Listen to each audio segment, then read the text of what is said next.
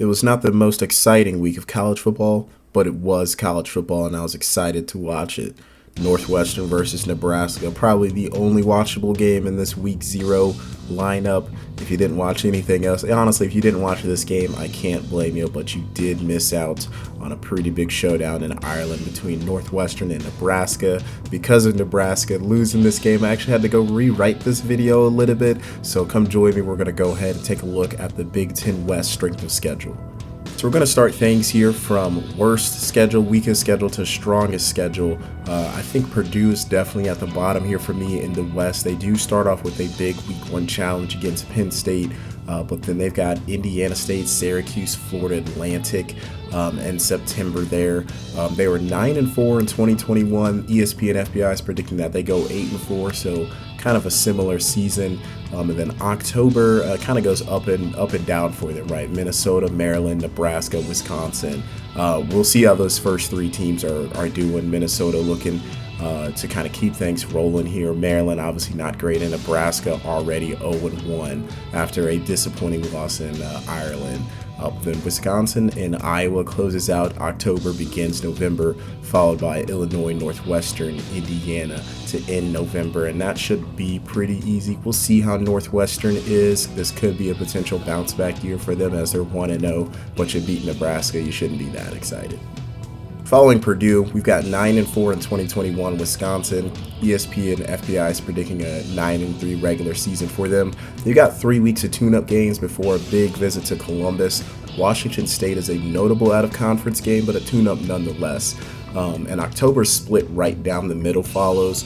Illinois, Northwestern, Michigan State, and Purdue. The beginning half of that obviously a little bit easier. We'll see how Northwestern is doing. Maybe they've got a great year coming. But then Michigan State, Purdue, obviously very good last year. So the second half of October is going to be a little bit more difficult for them.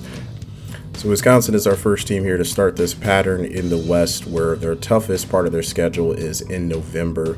They got the end of the October bye week there, but then Maryland, Iowa, Nebraska, Minnesota, obviously not powerhouse teams in the Big Ten, even though Iowa was the runner-up last year, but all teams that are going to be very good late, especially if Scott Frost is still at Nebraska, still attempting to win games and try and keep his job, but easily their toughest stretch on the schedule. Coming in at 5th here, we've got 9-4 in 2021 Minnesota Gophers. ESPN FBI is predicting an 8-4 season for them. New Mexico State, Western Illinois, and Colorado provide an easy September to ease into the college football season. They're going to be tune-up games as they've got a big Week 4 showdown against number 15 Michigan State in East Lansing.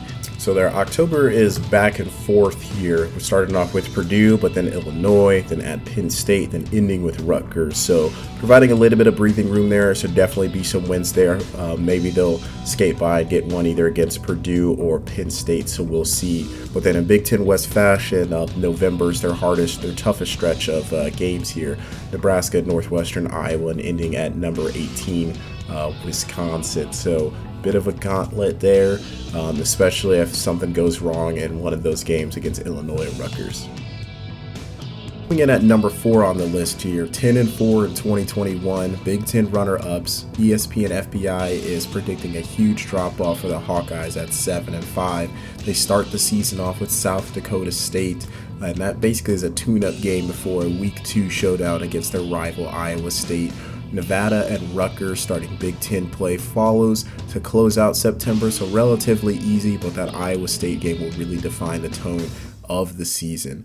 Going into October begins with a tough game against Michigan, where the Hawkeyes are projected 4-0, so this should be an interesting matchup. Followed by that is Illinois, Ohio State, and Northwestern to close out the rest of October. Northwestern already 1-0, potentially making a comeback could make this a very difficult October, where Illinois is the only breathing room. Followed by November, again the toughest stretch of games they've got: Purdue, Wisconsin, Minnesota, Nebraska, all going to be hard teams to play very late in the season, especially Wisconsin, even though that one is a home game. Coming in at number 3, and I feel like we could talk about this team all day, is the Nebraska Cornhuskers, 3-9 in 2021. ESPN FPI is predicting a massive jump at 8-4. That's still possible, but not looking so good. They're already 0-1, lost a big Week 0 game against Northwestern in Ireland. They've got 2 weeks of tune-up games to try and figure it out against North Dakota and Georgia Southern before a Week 4 showdown against number 9 Oklahoma. That is probably not going to go well for them, but we kind of saw the same thing with them last year, but we'll see. October actually treats them pretty well. Indiana, Rutgers, and Illinois, kind of the worst of the Big Ten there. Purdue obviously going to be a good showdown for them.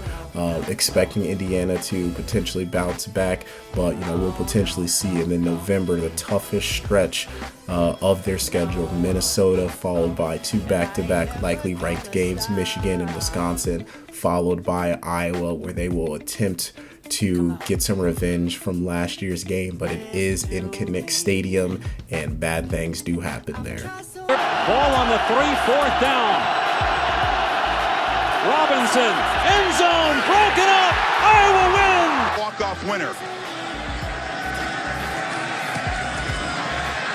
Right through, and the Hawkeyes have big plays, the big key for this Iowa team, and then getting their hands up. There was the magic number, the turnovers. 3-0, Iowa. Oh, what a play! Coming in at number 2, 3-9 in 2021, ESPN FPI is predicting a 4-8 regular season for them. The exact opposite of Nebraska, even though they just beat them in Ireland, 1-0 already jumped into Big Ten play. Northwestern Wildcats here. They've got a bye week for Week 1, so that'll be great to kind of give them some time to catch up and get back on their own time zone.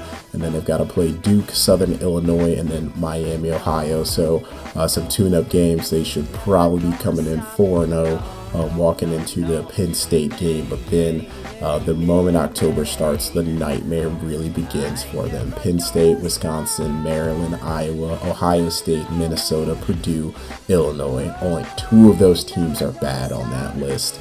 And it's Maryland and it's Illinois. Illinois still a team, you're playing them late. They're probably going to be a lot better than playing them earlier. Maryland's going to be an alright squad, so there's definitely 2 wins in there, but the rest of this schedule is it's going to be pretty tough. It's kind of nightmarish, and it's very interesting as only one of the powerhouses from the East, or 2 I should say, with Penn State hopefully making a comeback, is on this schedule. If you're consistently one of the worst teams in your conference, is it ever going to be an easy schedule for you?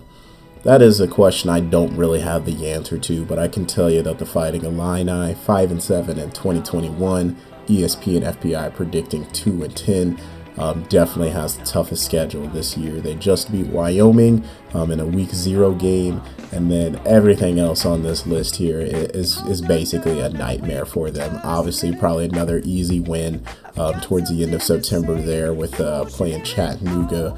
But probably going to be a tough game against Indiana. A solid out-of-conference game against UVA there. They were 6-6 last year.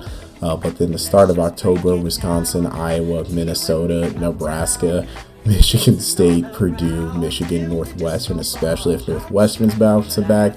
And we'll see how Nebraska does. But all tough teams on this schedule. 2 of the big powerhouses there from the East playing both of the Michigans there. So good luck to the Fighting Illini. If they go above 500 this year, that'll actually be very, very surprising. So we'll see.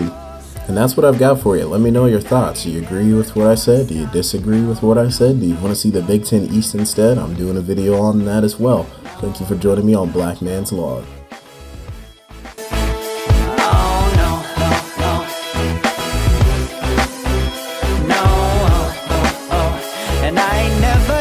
Stop. Come on. Listen to